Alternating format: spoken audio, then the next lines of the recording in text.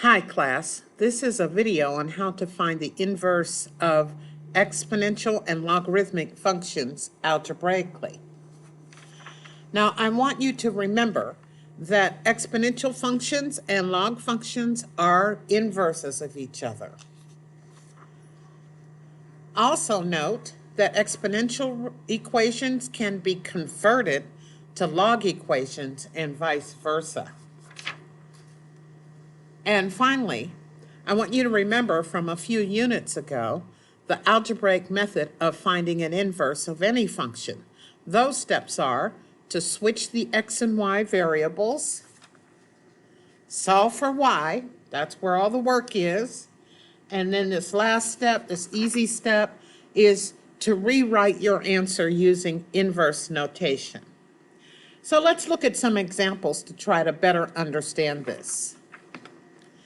To find the inverse of any function, we both first switch x and y, and then we solve for y.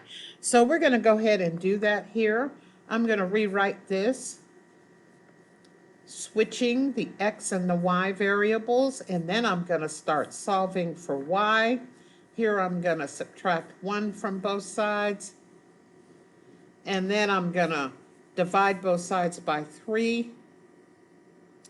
And I have x minus 1 divided by 3 is equal to 2 to the y power. Now I'm going to use what I know about converting exponentials to log to put this in log form, because I know that logs are the inverse of exponentials. So this is an exponential with a base of 2. So it's going to be a log with a base of 2 of x minus 1 over 3 is equal to y, because I know that the output of any log function is an exponent.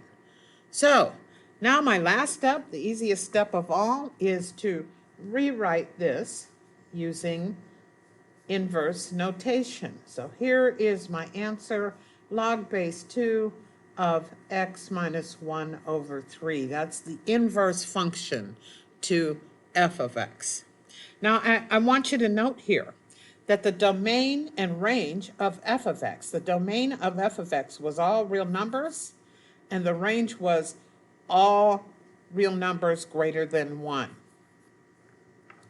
Well, when I find the inverse, my domain and range are going to be switched. And if you want to confirm that for yourself, go ahead, pause here, and plug these into a calculator and confirm that the domain and ranges are switched.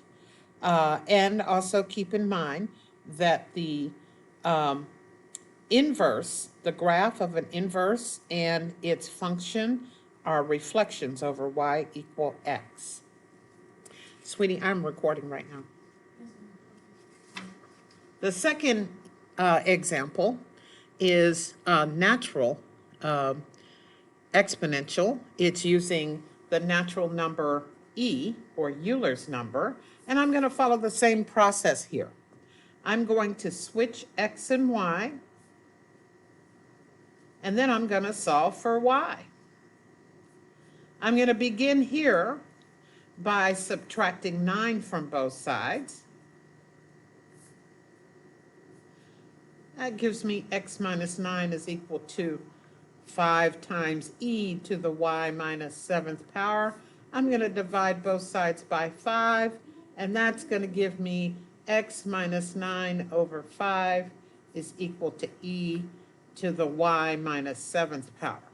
Now I'm going to use what I know about converting exponentials to logarithms to rewrite this as a log. So I'm going to have log base e. Well, how do I write that? I could write log base e, but I know that this is the notation for natural logs. ln of x minus 9 is equal to 5. So I'm going to use ln. That's equal to y plus y minus 7. And I'm going to add 7 to both sides. That's going to get me my answer. The natural log of x minus 9 divided by 5 plus 7 is equal to y. So now I'm going to do the last and easiest step and rewrite this thing using function notation. Here we go, natural log of x minus 9 divided by 5 plus 7 is the inverse of the exponential function we started with. And again, I want to point out that the domain of the original function was all real numbers, and the range was all numbers greater than 9. That when I find the inverse, the domain and range are switched. So the domain of my inverse is all x values greater than 9, and my range is now all y values, all real numbers for y values, and that the graphs of those two are reflected over the line y equal x. Now let's take a look at a couple of examples where we start with a log function. Well, the process is exactly the same. I'm going to switch x and y, and then I'm going to solve for y.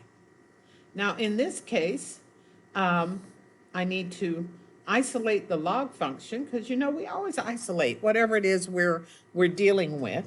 And then I am going to take what I know about converting logs to exponentials and rewrite this as an exponential function. So this is a common log base 10. So I'm going to have 10 to the x over 52 power is equal to y minus 2. To finish this thing off, I'm going to add 2 to both sides. So I have 10 to the x over 52nd power minus 2 is equal to y. Now I'm going to rewrite this with inverse notation and be done with it. Here we go. 10 to the x over 52 power plus 2 is the inverse of my original function f of x. Now again, the domain of the original function, that log function, was x greater than 2 and y was equal to all real numbers. And you notice that for my inverse, they are switched, and that if I graph the two of them, they are reflections over the line y equal x. Now our last example is a natural log base e. The process is exactly the same. So I'm going to go ahead and switch x and y, and then solve for y by adding 2 to both sides. And then I'm going to divide both sides by -3. And that is going to give me a natural log function, a natural log expression equal to something else.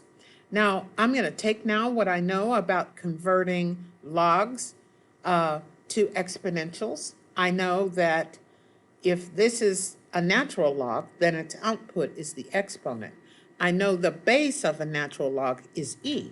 So my exponential is going to be e to the negative x plus 2 over 3 power is equal to y plus 1. I'm going to finish this off by subtracting 1 from both sides. And there I have my function inverse. Here it is. Euler's number e minus 1 is equal to y. And I'm going to finish this off by writing it using inverse notation. That's always a good practice, not completely necessary, but a good practice so that it's clear what you are talking about. And finally, again, we look at the domain and range of the original function and note that the domain and range are switched for its inverse, and that if I graph the original function and its inverse, that they will be reflected over the line y equal x. Now, what does that mean? It just means the x's and y's are flipped. Like if I know x, y coordinate pairs for my original function, I can flip them and graph the inverse. All right, now that's the end. Now, suppose you have questions, and I'm sure some of you do. You can go back over the video. That might clear some things up.